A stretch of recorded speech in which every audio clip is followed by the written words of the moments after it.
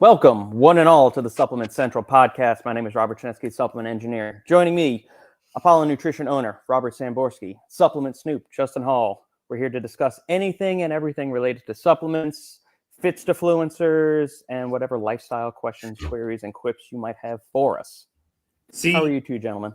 It's just better when you don't know, when we have no plan whatsoever. It just comes out. Did you say Supplement Central? Where'd that come from? I don't know. I was kicking around, I guess, what the hell to call our he didn't say he doesn't know what he's gonna say, so that's the result of he doesn't know what he's gonna say. Yeah, and then I was commenting when we first jumped on here, Robert is apparently, I don't know if you're getting ready to speak in front of Congress or something. Before my TED Talk. Yeah. But I'm digging the new background, man. Thanks. Yeah, usually for the really listeners that are tuning in, if you're not listening to this on audio and you're actually watching this on YouTube, usually I'm in our guest bedroom and I'm just against a plain white wall. My in-laws are coming in town tomorrow night, so that means that room is getting cleaned up as soon as I finish this podcast, and all day tomorrow is going to be cleaning the house. So I am in our front room of our house, which when we moved in, it was a formal dining room and it had some chandeliers that were hanging in here. That's not the way Sandy and I roll. So I was just gonna say that probably you were like, okay, let's not change even close. Nice. So I think we've shown this before on like a previous live Sandy and I did, but these are some bookcases I put together during 2020 when I had ample free time at home. And to that side over there is a sectional that we put together. It's just that other light there is dark, so that you see that ceiling fan up there. We had that installed and got rid of the chandelier, and there's one directly above my head too. And all the way over there, that's the other two bookcases over there. So yeah, I'm impressed, man. This is our den of nerddom. Yeah, one of my favorite rooms in the house because you can just sit in here, be quiet, and read. So I dig it. It's wonderful. It's like I was saying too. There should be like a fireplace. I feel like roaring behind you with like some. Nice. Definitely have some bourbon in your hand. Oh, many glasses of bourbon is consumed on that couch over there while I'm reading. I bet. Looks like a good place to pass out. Yeah, man. Well, we figured out. Sandy and I figured out we can fit 5 full-length adults on there right. Because one of them can lay lengthwise, one, and then 3 of the parts of the sofa fully extend into a recliner, so you can fit 4 to 5 full-size adults on there, fully comfortable and everything. So yeah, we've tested that as well. We have like a. One of those couches, the L-shaped and everything like that. And it sometimes looks like a frat house here. Oh yeah, it's great. And Sandy's always wanted a sectional since we got married, and we took 12 years to finally get one. Our house in Louisiana was not conducive to a sectional setup, but this front room is. And so you're not going to be there this weekend, right? Unfortunately, I will not. This will be the first one I've missed in 4 years. Unfortunately. Robert, does Robert know that we literally drank the bar out of whiskey that night? I don't know if Robert's ever heard that story.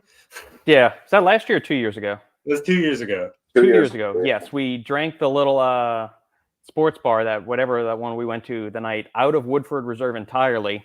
And then they had to bring us something else to keep going because we killed that whole bottle between Snoop, me, and his lovely other half, Kristen. Yeah, and then there was some people were getting pretty wild that night. We literally were like, we don't have any more bourbon for you guys. I'm like, what are you talking about? So yeah. Amateur hour at the sports bar in Jersey. Maybe it's best you're not coming this year. Probably. My liver will thank me. Right. So, Robert, how are you feeling? I mean, I know you put a lot of pressure on yourself, and there's a lot of people coming from out of town, and I know you're the type of person you want everybody to just have a good time, and there's a lot of moving parts and things like that. So how are you feeling coming up? You know what? I mean, part of me feels nervous. I mean, just because I know you were not here last year, but last year, we had Ronnie Coleman here, so obviously the bar was raised pretty high, and there is absolutely there's added pressure to it now to kind of live up to it. But I think, like, in terms of guests, it's very hard because you constantly have to remind people that this is not, even though Lee Priest is like a legendary bodybuilder and stuff like that. So obviously his fans are coming and they're like, oh, Lee Priest seminar. Well, it's not Lee Priest seminar. It's it's really, and that was the idea from the beginning, is to create something for a little bit for everybody, where it's a mixed event, where people like literally can, from different sports, from different industries, they kind of can interact with each other. And I think it's great because even from the supplement industry, which is, I kind of like lean more towards supplement industry today than sports industry, because that's where I'm involved mostly. And considering you're coming, obviously Review Brothers are coming, they're going to be here, Matt Nickerson's going to be here, Luis from New Live is going to be here. There are a couple of manufacturers are coming, so obviously this is more event for everybody. So I think that there is absolutely added pressure because you want to make sure that everybody has a great time. And we always succeeded in that respect. I mean, Robert's been here every year for the past couple of years, and it's usually just a good time where people interact with each other. It's kind of like I would say like a cocktail hour, so to speak, without cocktails. So I think that it's there is obviously added pressure because you want to start on time. You want to make sure that you don't have 10 people in the audience, that it's a little bit more crowded than that. Then you want to mix the questions, for somebody like yourself, for example. You're going to be on the panel this year, and you want to mix it up a little bit where it's both informative, what has to do with the supplement industry, because that's your industry, but at the same time you want to keep it friendly, you want to keep it fun with a little jokes and stuff like that, but clearly not crossing the line, because the way we speak among ourselves, some people might take it the wrong way. So it's definitely something like Carolina and I today, because we're going to be hosting, this is the second year that we are hosting the event, the two of us. So we're going to rehearse a little bit in terms of introductions. Not everybody's familiar with everybody because, again, there are fans from different industries. And we usually like to kickstart by asking one or two questions for each and everybody on the panel. And then it goes to the audience, where the audience get to ask whatever they want to ask, obviously in a respectful manner. So you never know where it's going to go in terms of that. So it's always like expect the unexpected. But typically it's fun. It's just like a lot of added pressure. Like today we have Branch Warren arriving already today. Tomorrow we have Lee Priest coming. Review Brothers are coming tomorrow. There are people Shane from Switzerland. Shane's going to be here on Friday. Okay, cool. I still have never met Shane. Like after all this time, this will be the first time I actually meet Shane. Overrated. Yeah. Overrated. Way overrated. If you miss him, you're not going to miss much. Robert, were you going to say something? I do. Robbie said cocktail hour without the cocktails. Oh, yeah. Next year. Cocktail hours with cocktails. With cocktails. Cocktail hour engineered by the supplement engineer. We don't have to charge anything. We could charge a fundraiser for the gym, or we form a line. I just dish out cocktails beforehand. That's true, because you are like the bartender. You enjoy that I kind of do thing. love to do that quite a bit. We're gonna have a special section for Robert where he's gonna have like a little booth going on. He's probably gonna have the longest line of everyone. Or put me up like with the stairwell up where the cardio machines are. That way it won't clog up foot traffic there, so people can walk up to the lounge, get their cocktail, go back down to the gym. That's a good idea.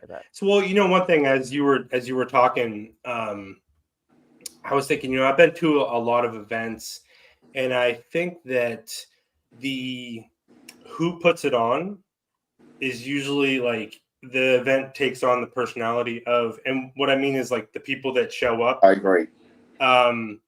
Because you're the way you are in a good way, like just very just wants everybody to have a good time, just very laid back. Like, I mean, yes, we can all get extreme when we need to, but in general, you're just a very laid back person. You like to have a good time. You like people to have a good time.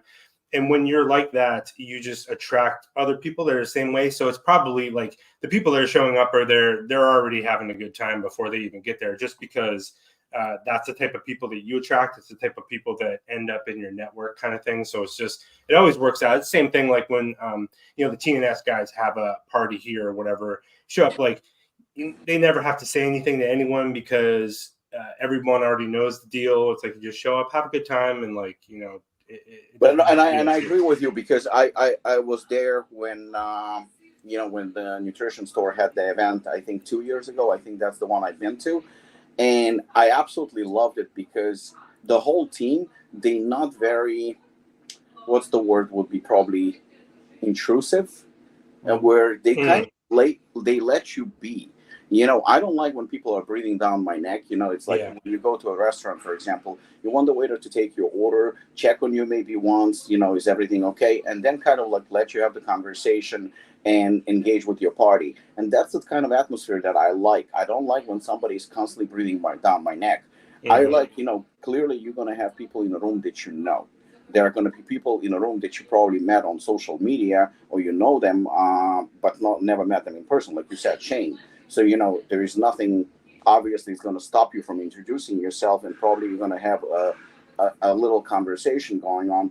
But the thing is, like, for me to hold your hand and go around the room and say, well, this is Justin, this is this is that, meet this one, meet that one. Are you having a good time?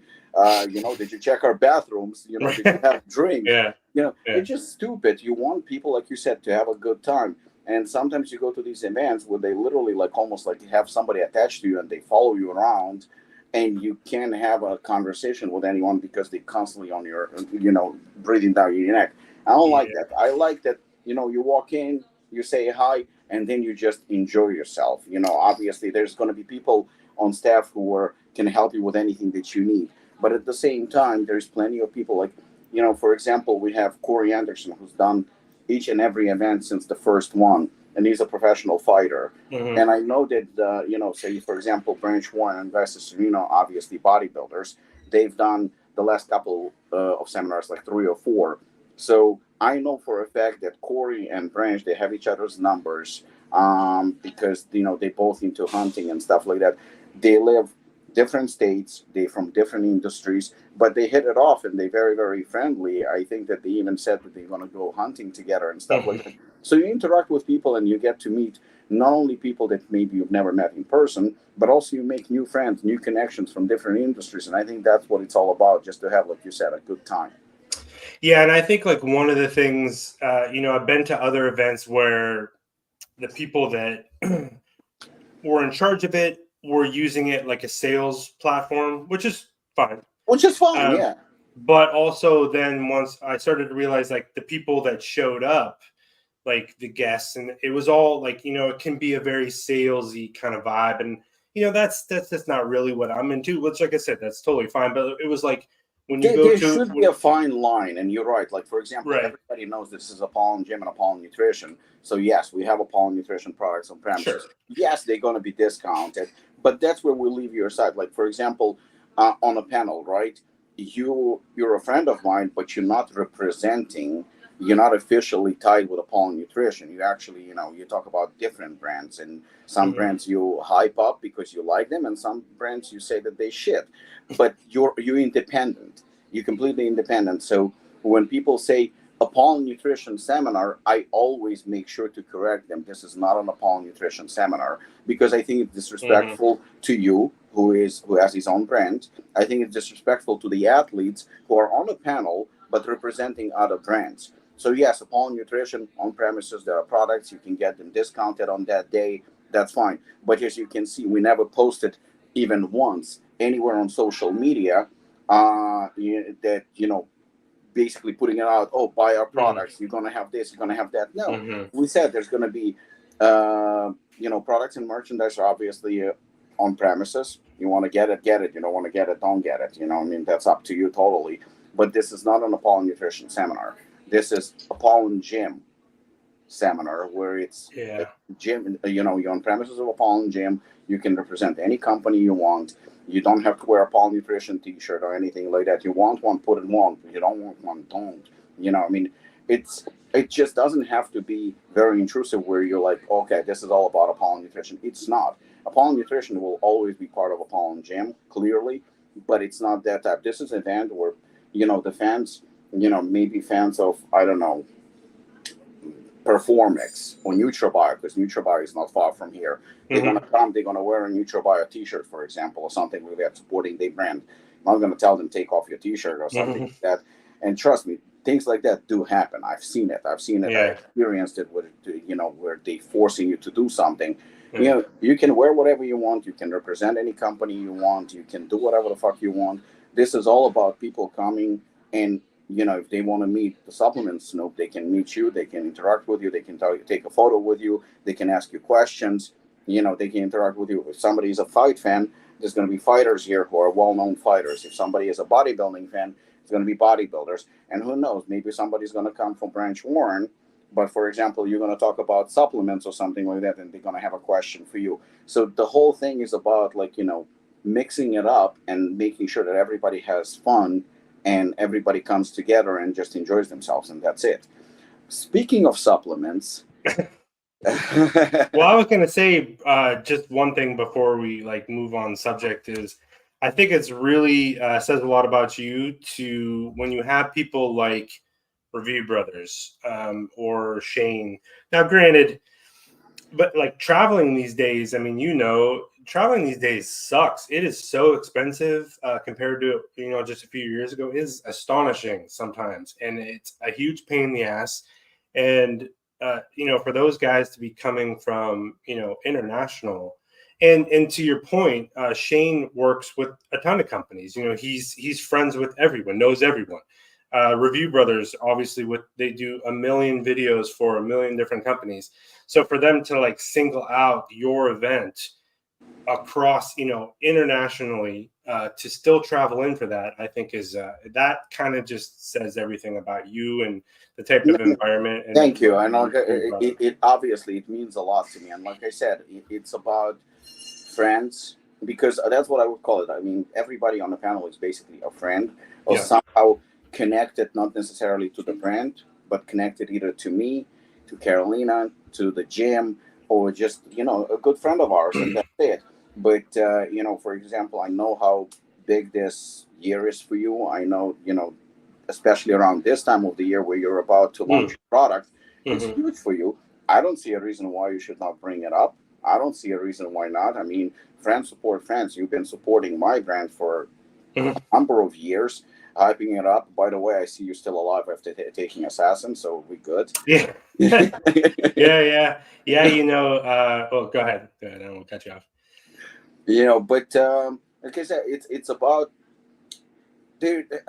there's a piece of a pie for everybody in this. There is no need. I mean, just yesterday I was talking to Mark Glazer, and I saw this company who literally ripped NutraBio off by advertising something going on this Saturday or whatever.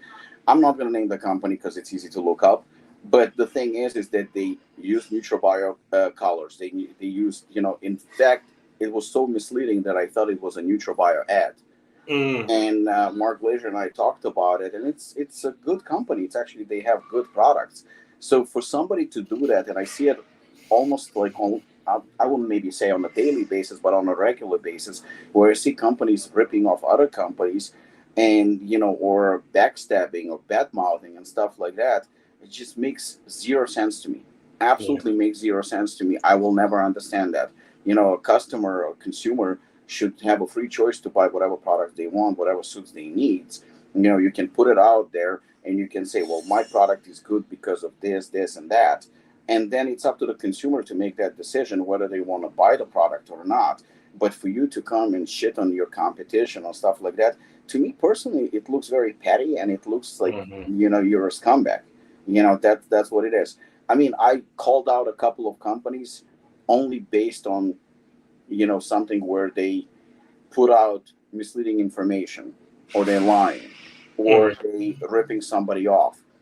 But, to use somebody's colors and to use somebody's branding to promote your own brand, I have no idea how you don't realize that it makes you look very, very, very fucking bad.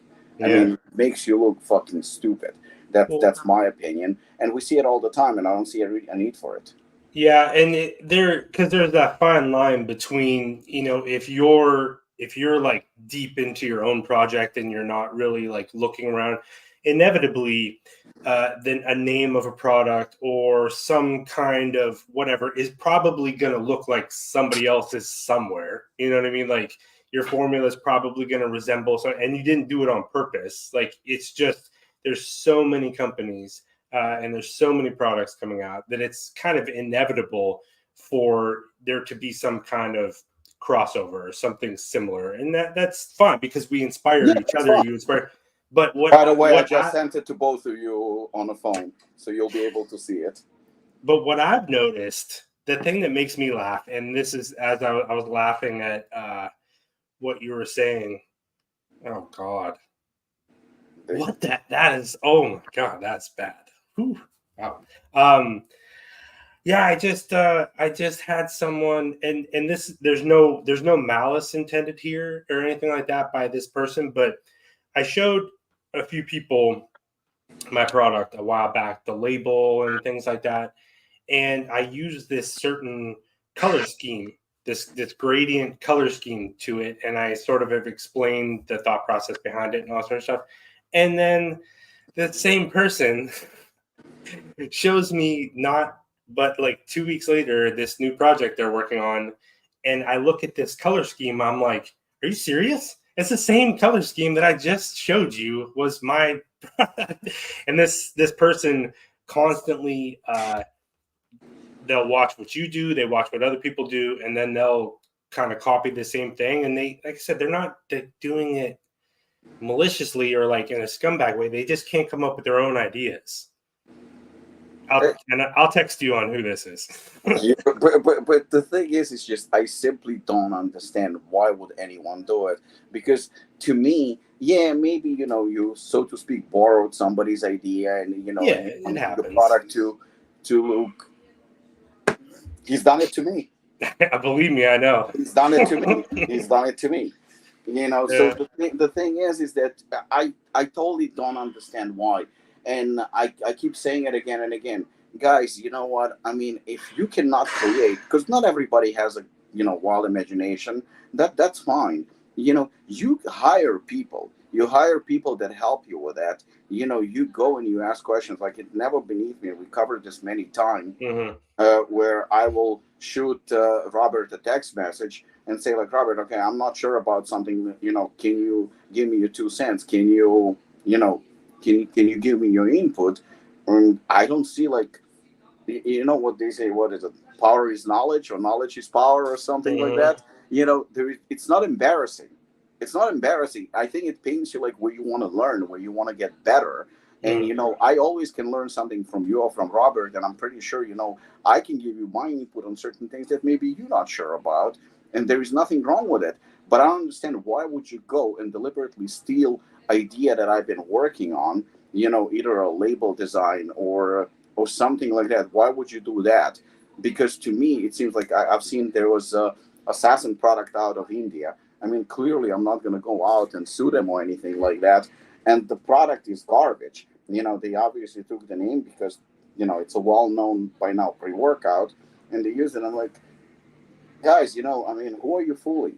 Who are you fooling? And it makes you look petty. It makes you look pathetic. It makes you look like low-life scumbags. I mean, I don't see a reason for that. And, just like your product, I mean, I'm pretty sure it's good. And, obviously it's a nootropic. Obviously, it's something to help with focus and concentration. And I have a product. It's called Overtime. Mm-hmm. I have a product called Mind Games. So what am I going to say? Universal Soldier. Universal Soldier. Thank you.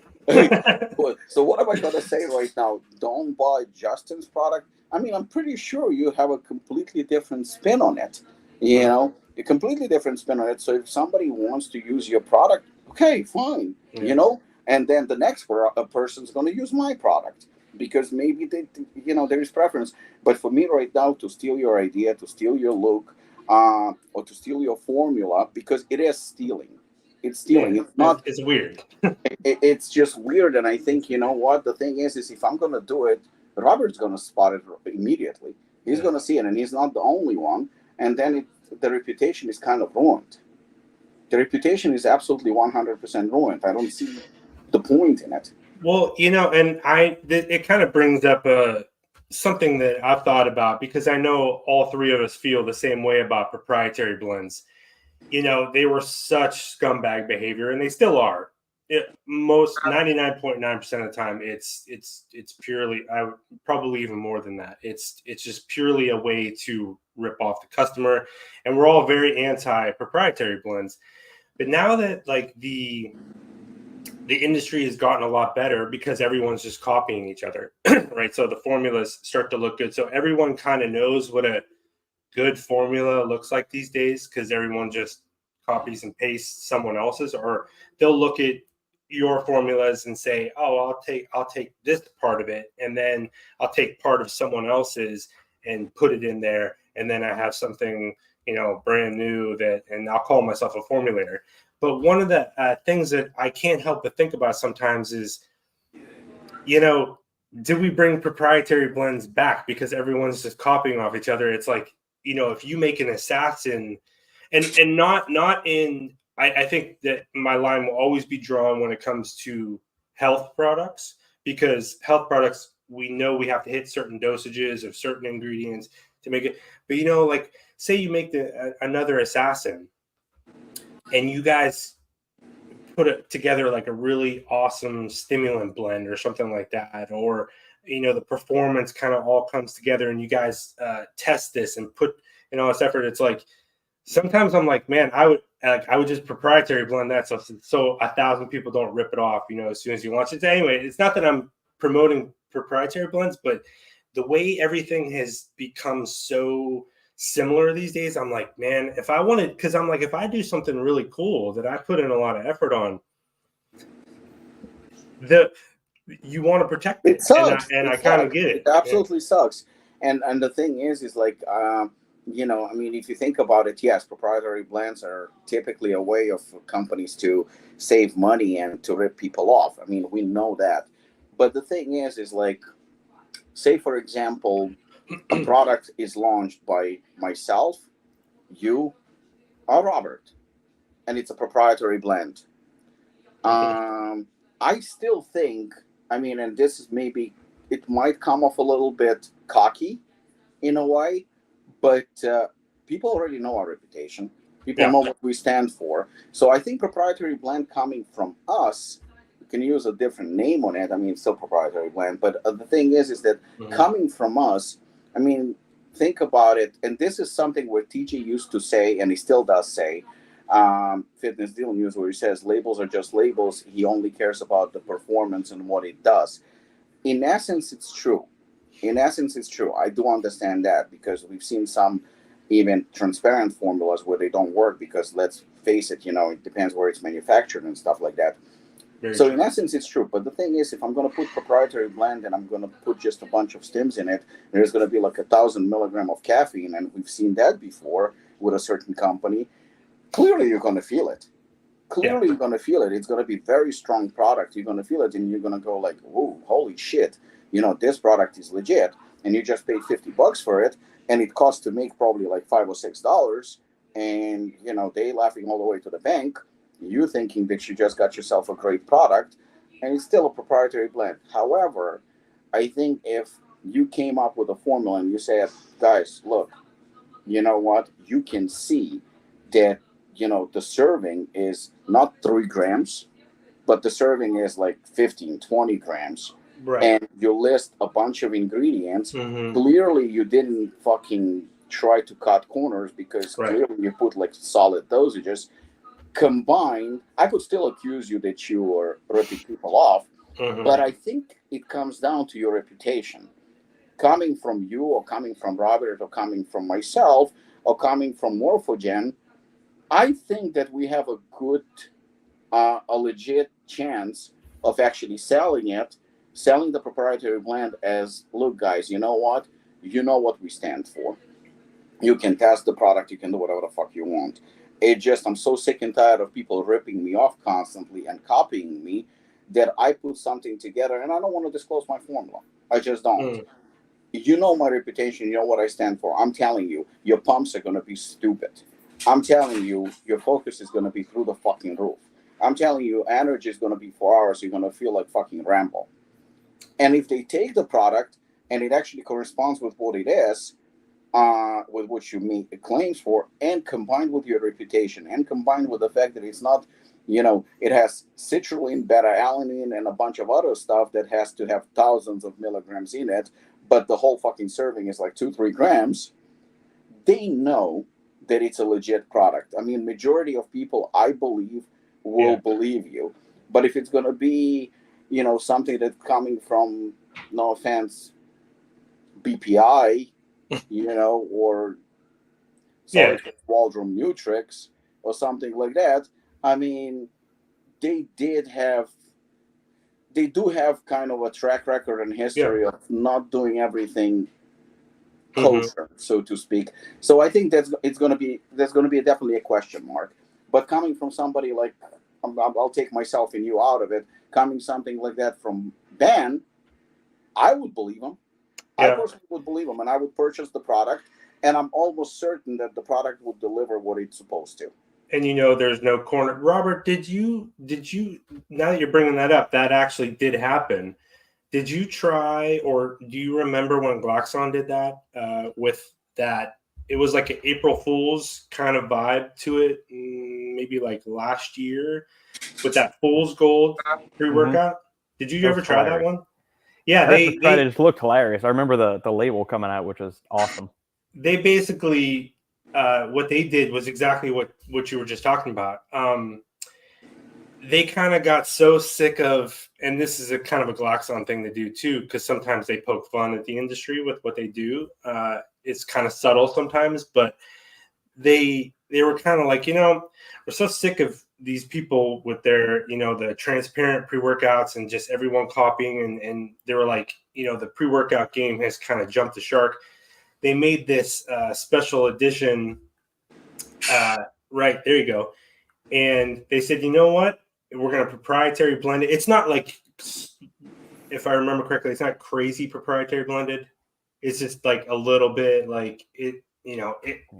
I don't even know that you consider that a proprietary blend, but for them it is, because everything they do is transparent. And they were like, we're just going to make a pre-workout and people aren't really going to know what's in it. And it's going to blow your fucking socks off just because they're like, we can do this. And I think that they, to your point, they had earned a reputation where people were just going to buy it anyway. And I tell you what, this thing absolutely slaps the shit out of you. But it was exactly what you were just talking about, Rob, where it was like, that they're not cutting corners. They're not trying to, but you're like, I bet that whatever they sort of drop will, kind of knock us. And same thing, like if you were to do the same approach, we all know that you're not going to make a cheap formula trying to make a money grab. You're going to put something out there that's going to kick the shit out of people. I remember when Joey and Mike dropped this, it was fantastic. Yeah. I loved it. Just the funny blend names they came up with: Dark and Mysterious Cognition Blend, which is like 1 gram of carbohydrate and 870 milligrams of DMAE. The funniest is at the bottom, the OG Yo-Yo blend. So that was so funny, because just to like what we've been talking about, man, Glaxon gets ripped off a lot. And they were coming out, they started using the alpha yohimbine and regular yohimbine sort of blend together. And then, man, every single pre-workout after that came out with it. Yep. Glaxon's definitely one of those companies where I know it too. Like I'll get messages. It's actually every time Apollon drops something, every time Glaxon drops something, and I think Gorilla Mode is probably another one. I'll get messages from certain people and they'll go, what do you think about this ingredient? What do you think about that ingredient? And I'm like, just rip off the brand and use their same ingredient, and don't bring me into this, because everybody knows what you're doing. So just steal it and call it a day. And if be genuine, if somebody asks where you got the idea, say, look, I saw, Joey at Glaxon use it, or Derek at Gorilla Mind, or just whoever. Don't be afraid of, you're not going to lose credibility if you say, well, I got help on this or something. Just be authentic. Well, especially in a pre-workout setting. Like I'll say for like my product that I'm making, I really did the way I formulated it was through research papers, just reading. And then also a couple of the ingredients that I used were through personal experience. Mm-hmm. And that's how I put that one together. Now, if you're going to make a pre-workout, I get it. Look, what are you going to read out there at this point, research-wise, that's going to help you make some pre-workout that's never been done before. We Right. have kind of a smaller basket of ingredients. Basically, pump ingredients are a little different because they constantly come out with new, although they're not really new. Like Robert, you know this. It's like it's just kind of a new take on an old concept kind of thing. Yeah.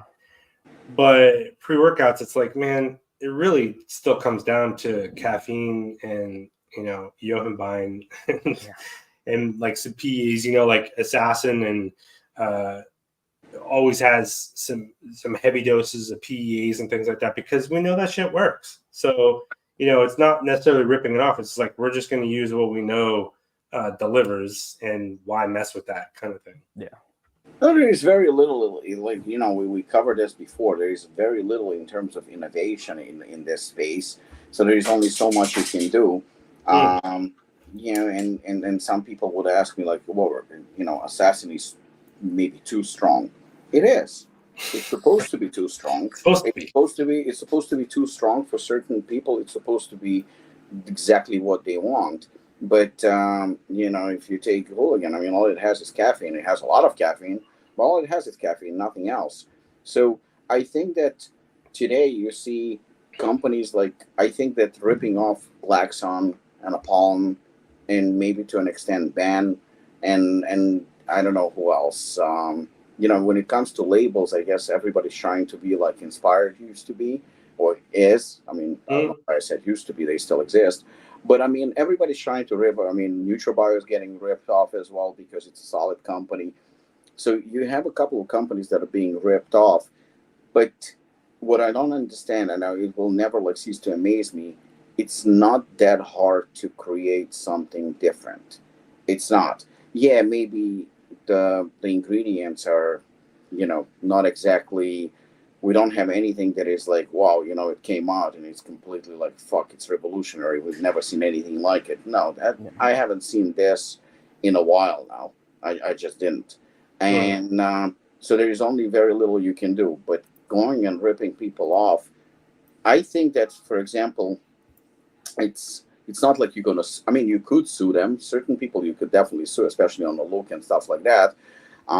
We just seen what you just showed us. What you just showed us. That was thing. That was pretty bad. That was pretty bad.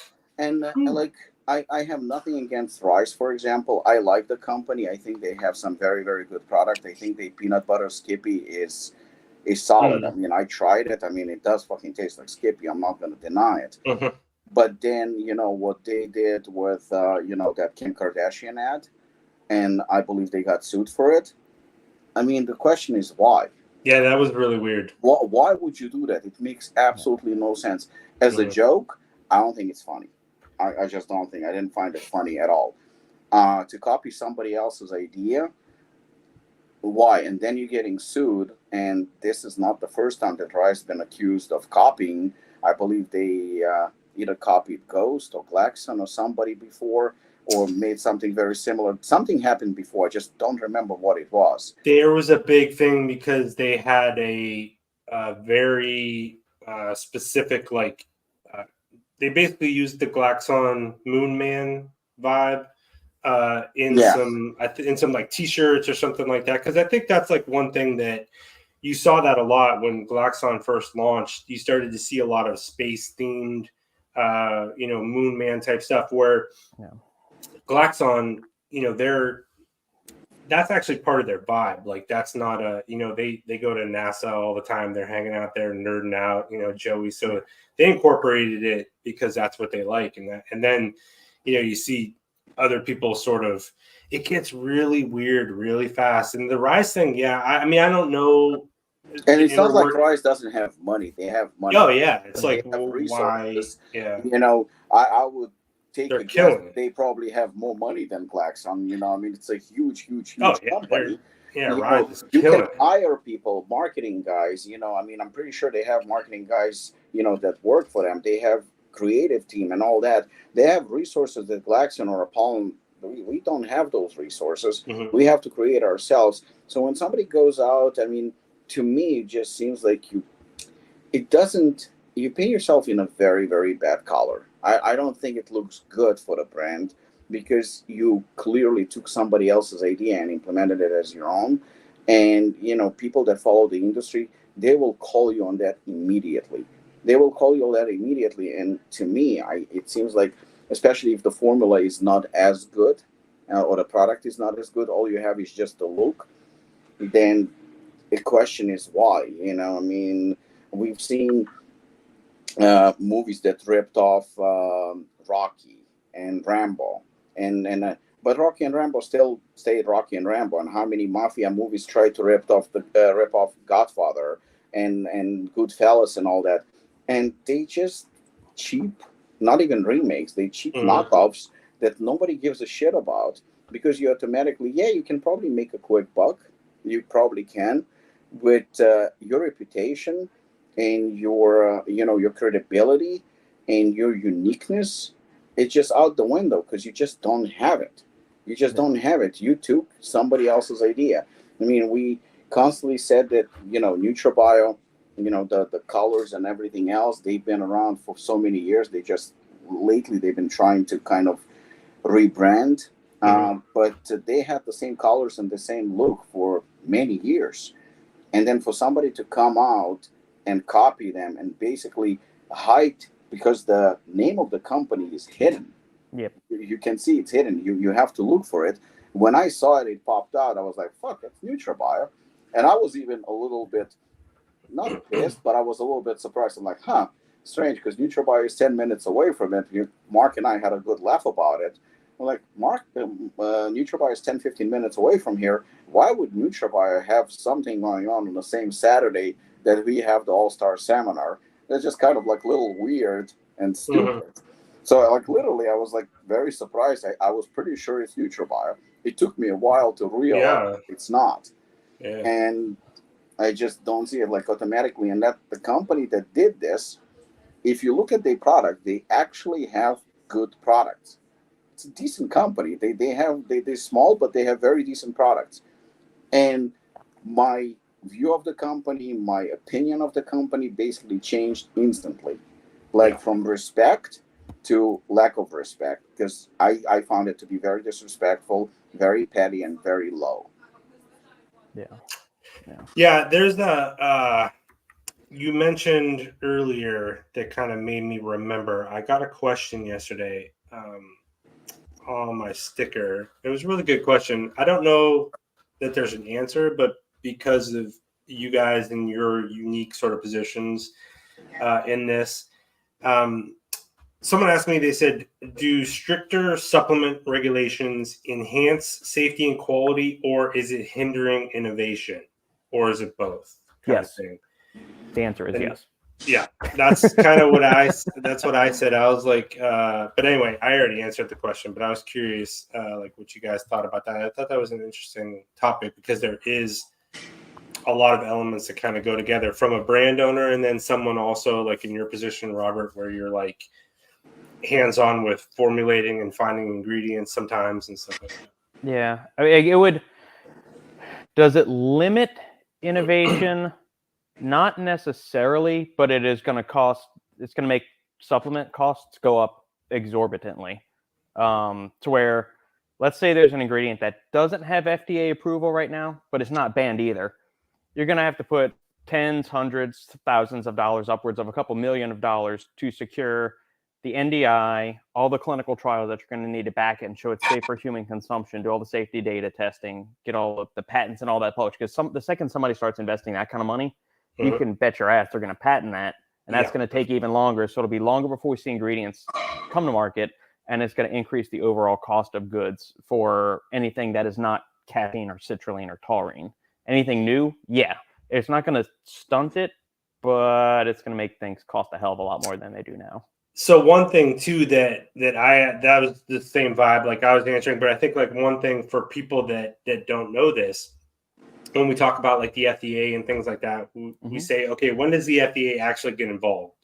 The FDA has oversight over the manufacturing processes, right? They're like, okay, here's the rules that you have to abide by when it comes to labeling and manufacturing, but when it comes to actual supplements, they're hands off, unless there's an adverse effect or something like that. But Yep. what you're talking about was exactly what I brought up. I said, when it comes to the innovation part of things, the other time the FDA gets involved is what you said. If you bring something brand new to the market, you have to have an FDA, well, you're supposed to have an FDA approval. Yep. So that whole process, the money and time that goes into it, I said, I don't know that stunts innovation, because I said, my response was, I was like, there's really nothing that in our space that stunts innovation other than like they just say whatever you come up with has to be found in nature somewhere kind of thing. And if it doesn't, you're not supposed to use it kind of thing. But other than that, like there's not a lot of strict things that stop people other than what you just mentioned, the time and money it takes to bring something brand new. And that's why I think we just constantly see the same old concepts recycled, maybe with a slightly different take on it, because it's just so much cheaper and faster for a company to do that rather than try to truly bring something, brand new. Exactly. Well, you see, the thing is, and this is my my take on it, my opinion is, you take the not the supplement industry in the United States, but you take it globally, right? So supplements are available all over the world.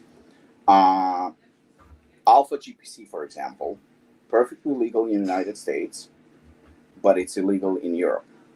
Yeah. Caffeine in the United States, I think you can use 1,000 milligram and nobody's going to say anything. But in certain parts of the world, like for example, Russia, I believe was 200 milligram is a limit. Canada, but at the same same kind of time, thing. you can buy Nupapt and you can buy certain like drugs over the counter at the pharmacy. And then you have something, I believe Agmatine is banned in UK, if I'm not mistaken. So you have different part of the world with different rules. I don't have a problem with different rules. I'm okay with rules. I'm okay with laws. I'm okay with regulations. Yeah. But it seems to me like it's not based on science. Because if something was dangerous, say for example, this is just an example so we don't have to dwell on it. Say for example, alpha GPC or Agmatine, say it's really dangerous, proven to be dangerous, proven that it's going to fuck you up, going to fuck up your health, you're going to die from it or some shit like that, then in my opinion, it should be banned all over the world, because the data is available. The data from Denmark is available in the United States. The data in India is available in fucking Russia. We have the same science. We have the same, we know what is proven and what is not proven and what is anecdotal. So some congressman or somebody woke up one day and says, you know what, I'm going to ban caffeine today. Based on what? Why would you ban caffeine?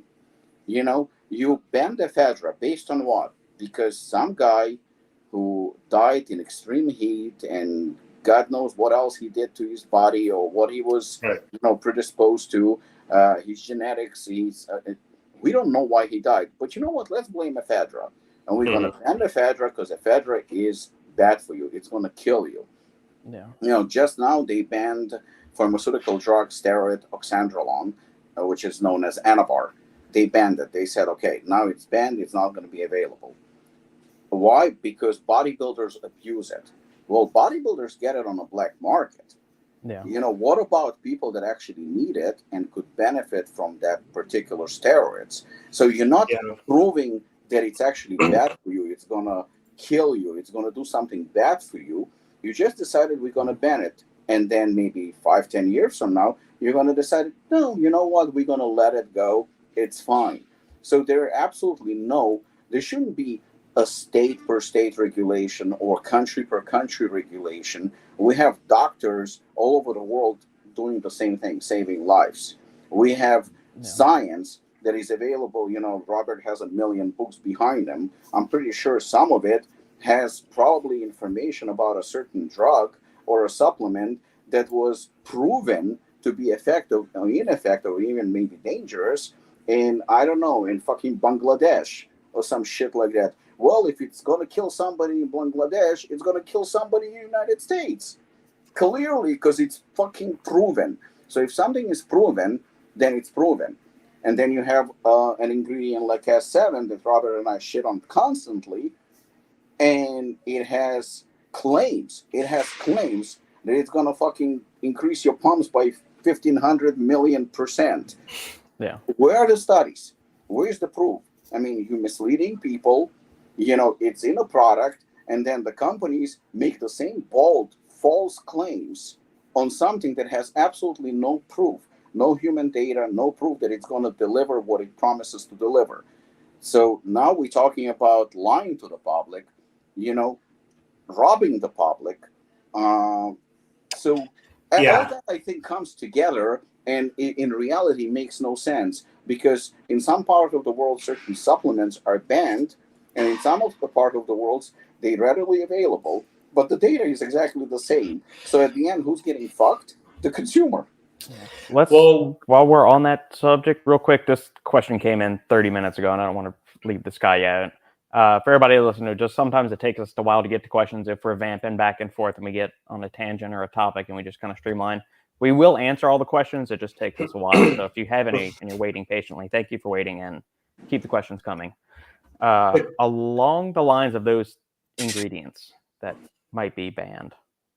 And that's a perfect question too. Sorry, go ahead, Robert. Oh, no, that's fine. So I was curious to the safety of Juglans Regia extract, mainly because of the juglone content. I've seen a range of articles stating that juglone is a carcinogen, others stating it's anti-cancerous. It's fascinating. It ties into just what Rob was just talking about, where there is I go through this every day with people, and because I think it's kind of a hard concept to wrap your head around, that these ingredients, many of them, they can do so many different things depending on the person and the dosages and things like that, where how can something be we've had questions about alpha GPC. You brought that up.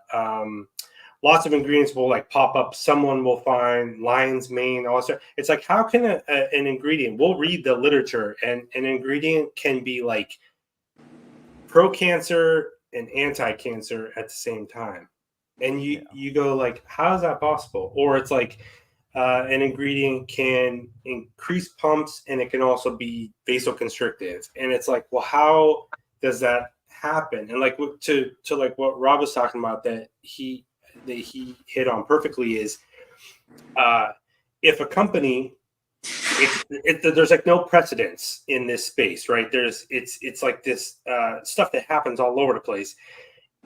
If Apollon says our product increases your pumps or whatever, we all know that means there's at least 4 grams of citrulline in there, probably more, whatever. But what you see constantly with these companies, and this is the shit that drives me nuts, and there's nothing we can do about this. I think I was watching an ad for Athletic Greens, that shitty greens product, and then there's Nariva, which is what my main competitor is with my product. You see them they can make the same claim. They'll make the same claim as you are, but they'll use no dosage, right? It'll be some pixie dust, but because that ingredient is in there, they don't make a specific claim. They're not going to say, oh, we increase your vascularity or your pump by 8,000%. All they'll say is, this is good for pumps and focus and all that sort of stuff. But we all know, when you look at the label, it's not enough. But they can still make that claim. So people still think, when they see these, it happens constantly with the Athletic Greens and these mass-produced big box retail things where the dosages are tiny, but because the ingredient is in there, they'll still make a more broad claim. Not, like I said, not going, oh, this will increase your pump by 6,000%. They'll just say increases pumps, and people go, oh.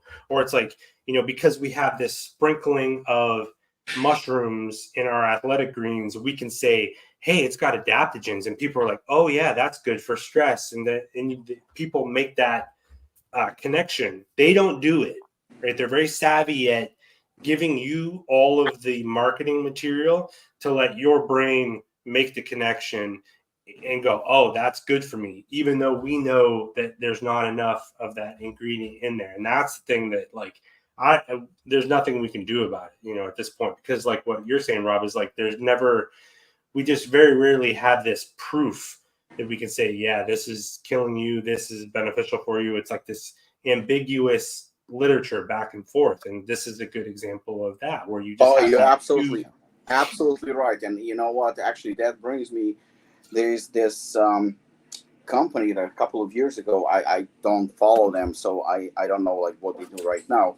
But a couple of years ago, they had a product that had, I believe, it was a pre-workout. I believe it was either 1,000 or 1,500 milligram of citrulline per serving for pumps. I mean, clearly that is underdosed.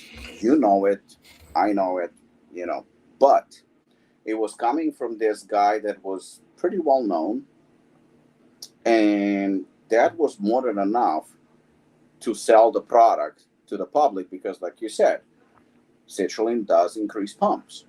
It does. That is scientifically proven. Right. That citrulline does increase pumps. But you can put 500 milligram of citrulline, which is going to do jack shit for you, but you're going to say, okay, but there is this ingredient that does indeed increase pump. We've seen products with tyrosine, with 250 or 500 milligram of tyrosine, which is on a lower spectrum. Now the claim is made, well, there is tyrosine in it, and that's going to do this and this and that, which, because tyrosine actually does do it, but it doesn't specify in most cases what's the, how many milligram. The good part, the bad part is that this does happen. The good part is, for somebody like you who is about to release this product, or somebody like Apollon, or again, I'm going back to Morphogen, the good thing is, customers that buy our products, they know. And for most part, they know. They either know, or they found out from somebody that knows, you know what, I recommend this product because this comes from this reputable company, and they put out good products, solid products. So I think that I don't want to call people stupid, but we have a more educated customer base that want the best. They want the best. They demand the best. They're willing to pay a little bit more because, let's face it, when you buy, for example, a product that has 1,500 milligram of citrulline and a product that has 6 or 8 or 10 grams of citrulline, there's a difference in price. So, right. If you want to pay cheap and you just want citrulline to be in your product, by all means, go with 1,500 milligram. You're getting something. You're not getting anything, but you're getting something. So I think that depends. In terms of the question that was just asked, about testing, well, when you manufacture with most, I'm not going to say all because I don't know all. Yeah. Manufacture with a reputable company, for example, Glaxon is manufacturing their own products. I'm 100% sure that Justin's product's been tested. I'm 100% sure. I know that we manufacture with 3 companies, and the testing fee is actually included in our quote. So every time we have a final product, there's a certificate of analysis, and there is testing for the product that is performed before the product is released to us. And when you sell international, the certificate of analysis is usually asked for from a distributor. Right. We actually have to prove that what is in the product is actually, there is something to back it up.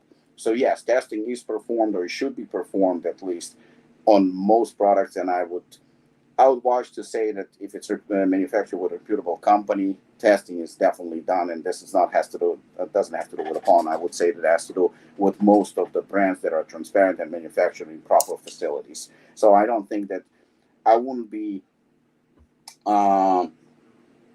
I wouldn't be surprised if you go with. In fact, I know for a fact without knowing. If you go with Apollon, if you go with Morphogen, if you go with Performix, if you go with Justin's line, if you're gonna go with like a Pro, NutraBio, all those products, Accent Sledge, and the list goes on and on and on. All those products, without a doubt, and I don't even know for a fact, but I'm pretty sure all of those products are tested. But if you're going to go with certain underground people that, have DMA listed on the supplement, obviously on the supplement facts panel, then clearly it's not manufactured in GMP facility. Clearly it's not manufactured in proper facility because it's just not going to happen. GMP, NSF, it's not going to happen. So it's manufactured just like illegal steroids in somebody's basement, or or a illegal facility or something like that. Then can it have DMA? Yeah, it can, but there is also a good chance that it doesn't contain DMA. So I think that it depends on the company and depends on most companies today, especially the ones that are sold in reputable stores and the ones that are sold to GNC, Vitamin Shop, and whatnot. I wouldn't be too worried about that.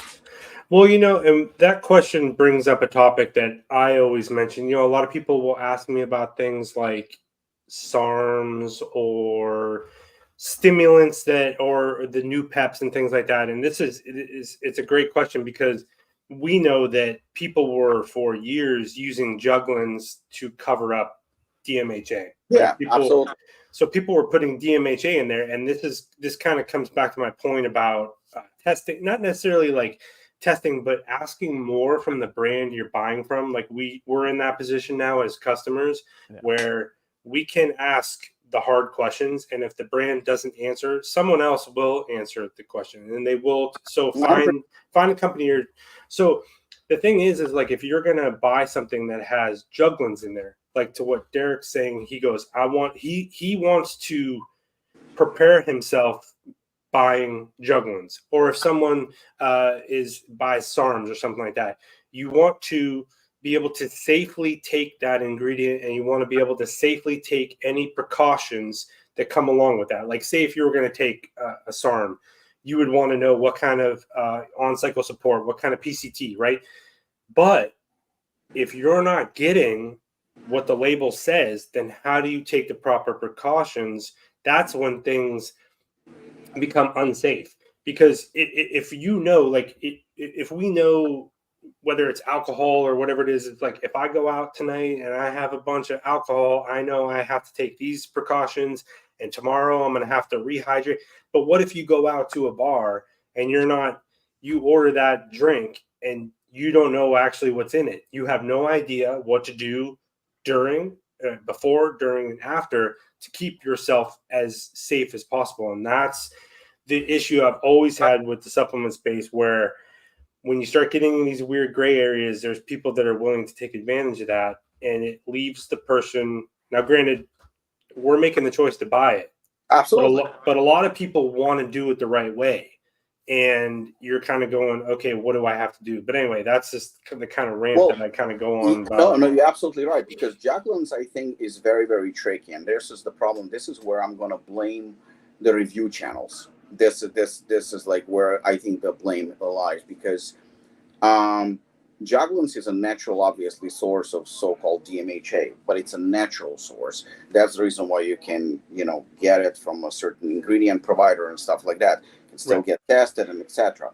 But when people hear, oh, Juglans is DMHA, because like you said, some people cover for DMHA saying that it's Juglans. In reality, it was actually DMHA, because it was, I believe, even cheaper. So, but again, manufactured in a very, very shady environment and shady companies. For example, this is not what Juglans has to do with Area Durancis.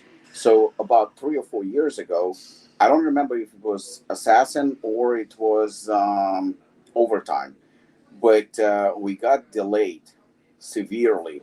But we're talking about months. And the reason is because when Area Durancis arrived at the manufacturing facility, they tested it, and it didn't contain no Area Durancis. So, those things, because let's face it, most of the ingredients do come from China. That's just the reality. So, manufacturer called me and he goes like, listen, this is not Area Durancis. We have to, we have to order it again, and we have to order it from a different source. We tried somebody new and they sent us junk. So, those things do happen. That's the reason why it's very, very important. I personally think that just like in many parts of the world, in Europe specifically, I think people should know. Like, I know you disclose where you actually manufacture your product. I'm more than happy to disclose, even on the label, where I manufacture my products. I don't think there should be any secrets, because clearly it's manufactured in a facility. So why not disclose so people would know, and they can check out the manufacturer and they can know, okay, this is legit, this is a real company. I think that should be the case, because otherwise, especially if you're purchasing, say for example, SARMs, clearly SARMs is not going to be manufactured in GMP facility. Clearly Right. SARMs is not going to be manufactured in a proper, inspected facility. This is going to be underground product. I don't care who you buy it from. So now you're taking a risk of putting in your body something that you don't know it actually contains SARMs. Now, I'm not shitting on SARMs. I'm not saying SARMs are bad, Right. because there is a lot of gray area and a lot of unproven when it comes to SARMs. But I've taken SARMs myself. But again, we buying SARMs, we don't know what's in it. And that's, I think, where the danger lies even more, as because you just don't know what compound you're putting in your body. And that's why SARMs, in essence, are exactly like anabolic steroids that are manufactured underground. There is literally no difference. They both bought the powders from China. They both manufactured illegally, and you don't know what's in a bottle. Case in point, I have a friend who was getting ready for a show, maybe going back 2 or 3 years ago, and getting ready for a show. He was actually supposed to use, he wanted to use Anavar. And Anavar is it's a drug that is used for contest prep. It gets you harder, tighter, helps you a little bit with body fat. So it's a contest prep drug. And he was getting ready. And I remember him saying it to me that he got cheap Anavar, that he scored some cheap Anavar. I know that Anavar is actually one of the most expensive anabolic steroids on the market. The powders are very, very expensive. It's an expensive product. When he said cheap, I was like, okay, good for you. He was getting ready for a show, and for some reason, instead of getting smaller and tighter and harder and more conditioned, he was actually getting bigger and more watery, and he was retaining water, and he looked off season rather than being in a pre-contest mode. He bought one of the kits from Dave Palumbo. Dave Palumbo sells those kits that you can test for steroids, whether it contains the real deal or not.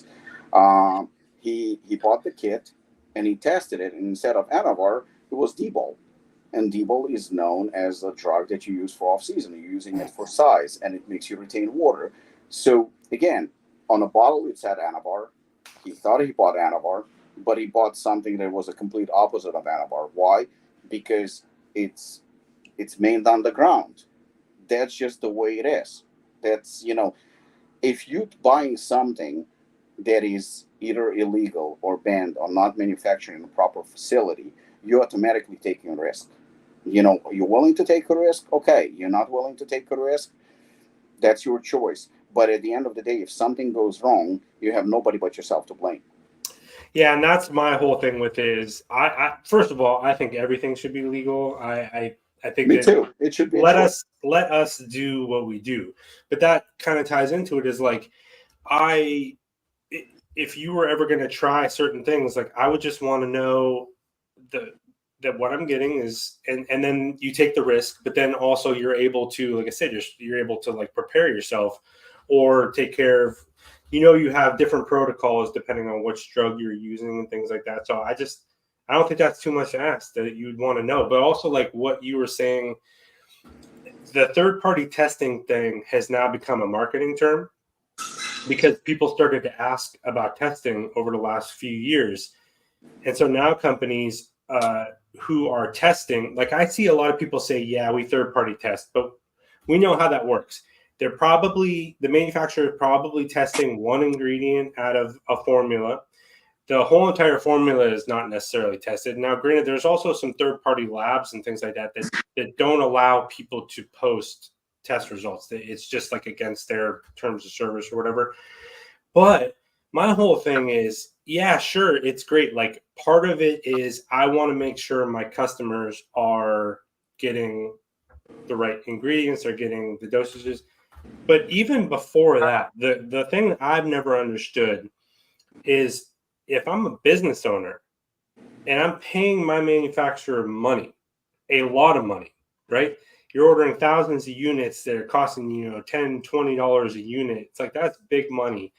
I want to know if I'm getting my money's worth, like as a business owner. Like customers, yes, sure, you want to make sure you're giving them, but I want to know, are you ripping me off? And I don't understand these.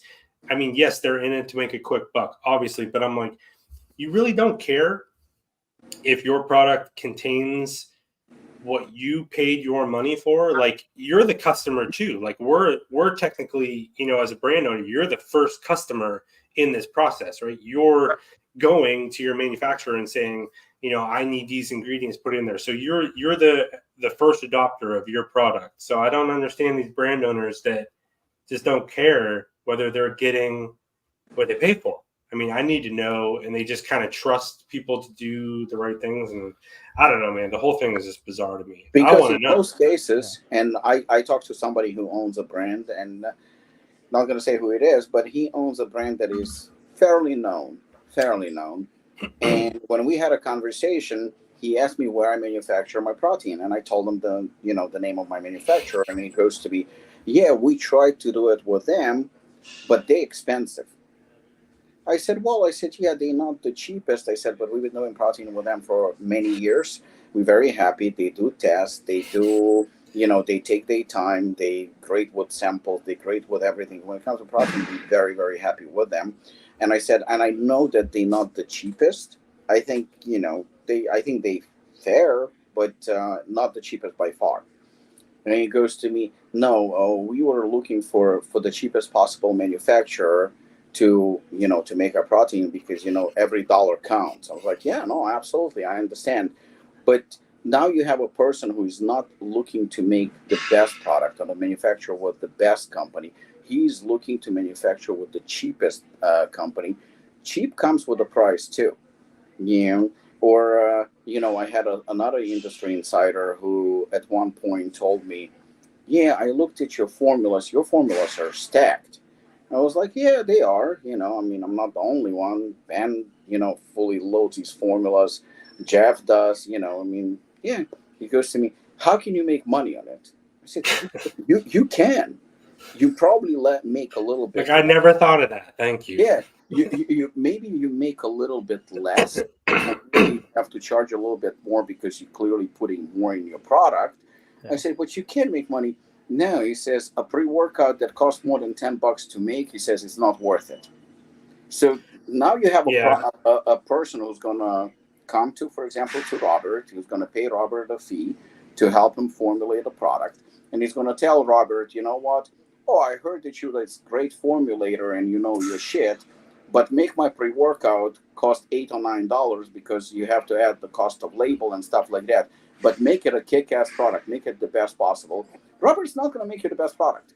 As good as Robert is, Robert's not going to make you the best product. Robert's going to maybe make you the best $8, $9 product, but it's not going to be a great product. It's not going to be competitive against Apollon. It's not going to be competitive against Morphogen. And again, I respect Robert. I know how good he is, but he doesn't dictate the price of ingredients.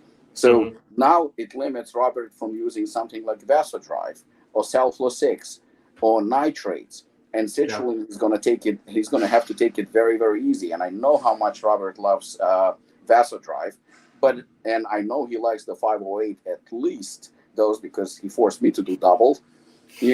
So Robert is fucked. As good as he is, one ingredient is going to cost $3 or $4 per container. I mean, that leaves him with about $4 for all the other ingredients. Nothing Robert can do. Nothing. You're paying him money for absolutely nothing. He cannot help you.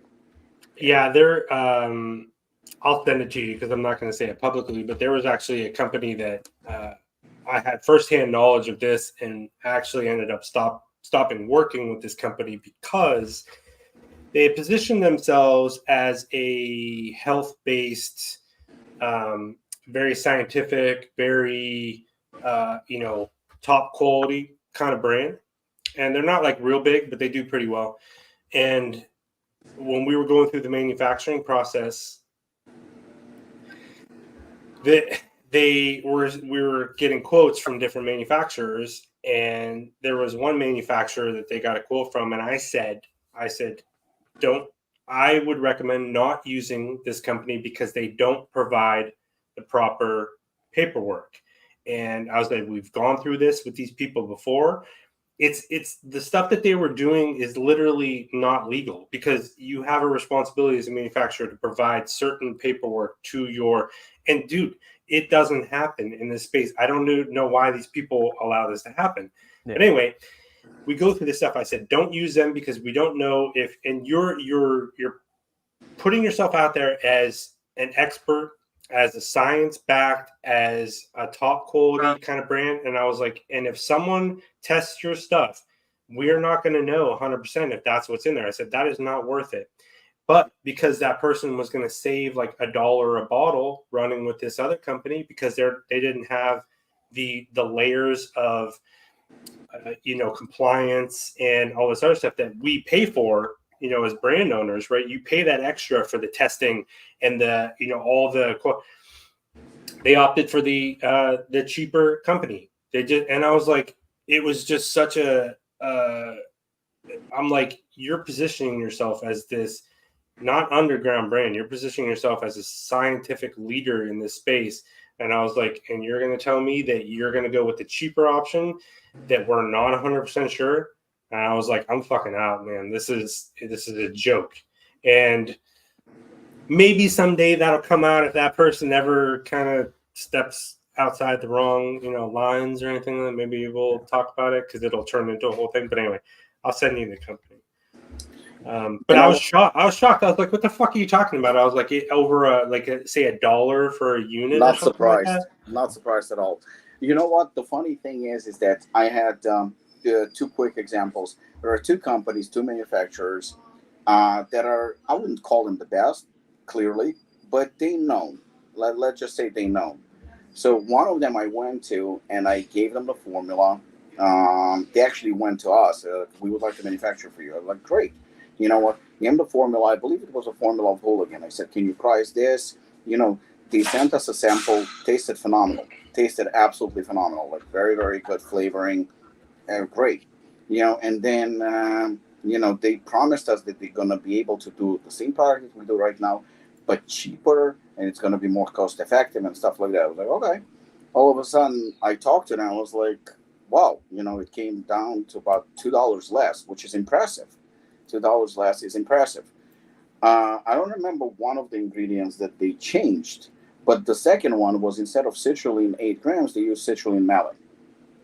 I was like, guys, I said, I specifically have in a formula citrulline, but citrulline malate is cheaper. I'm like, I didn't ask you for what's cheaper. I asked you the same formula, and you said for the same formula, you can give me a cheaper price. You didn't say that you're going to give me a cheaper price by changing the formula. That's company number one. Company number two, they also, we were talking, and they said, we were introduced by a mutual friend. They said, whatever product you have, we're going to be able to save you money, and, it's going to be great. And I was working on some formula, and I sent it to one of my manufacturers. They came to me back with a quote, and I sent the same formula to them. I said, well, this is what we were quoted. I said, what can you do? Oh, we can beat this easily. I'm like, okay. So they said to us, and they sent us a quote that was actually maybe a little bit cheaper. And I was like, okay. I mean, the flavoring was also good.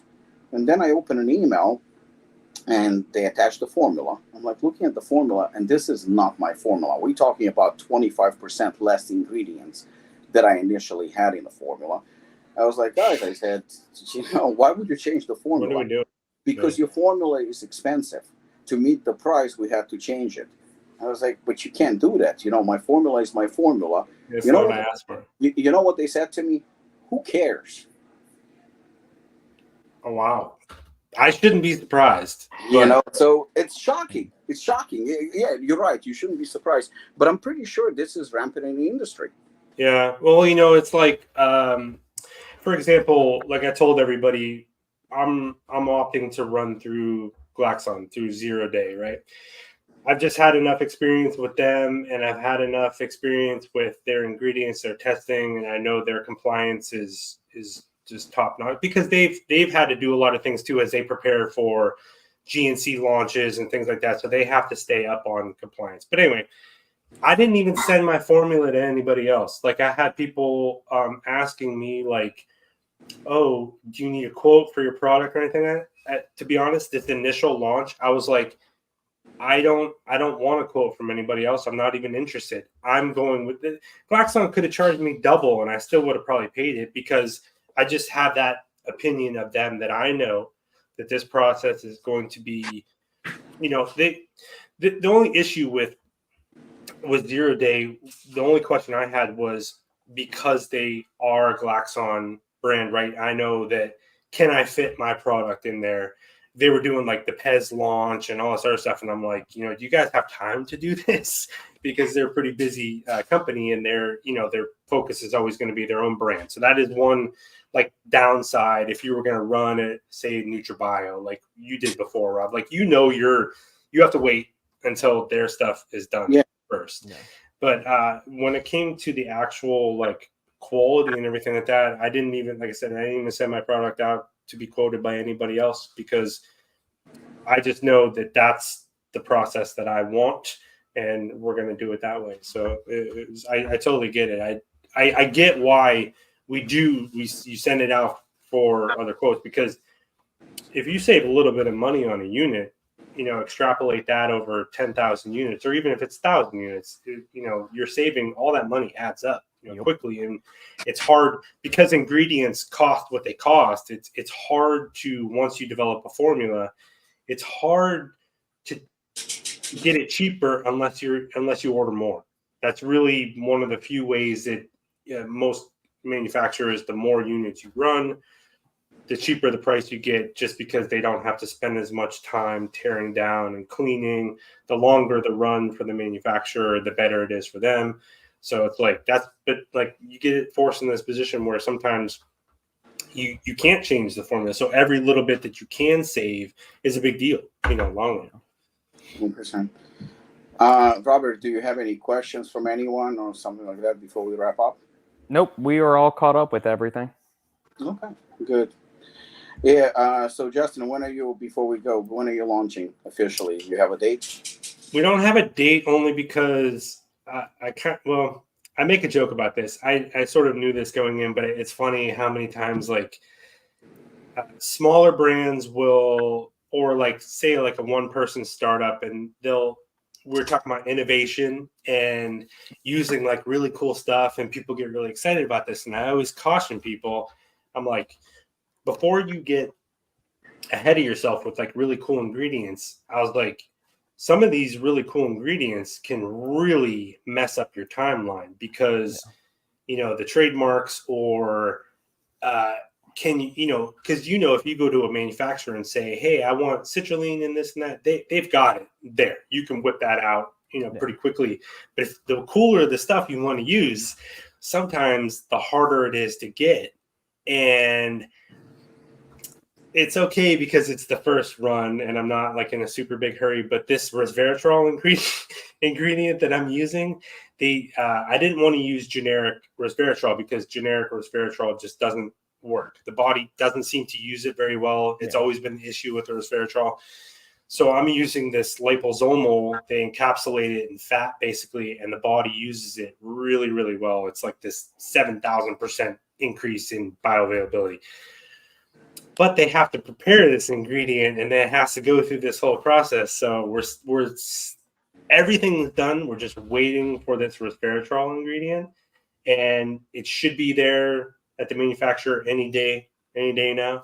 So once that happens, then we're good. We run. But I think we have, my plan has always been, we have a family vacation. It's actually the first time her parents and my parents will be together. So that's really cool for us. But we have a beach vacation in a couple weeks. And my eye was always, because once we launch, I'm going to be stuck here. No traveling, no fun stuff for a little while. My plan was always like after that, probably. So maybe near the end of October.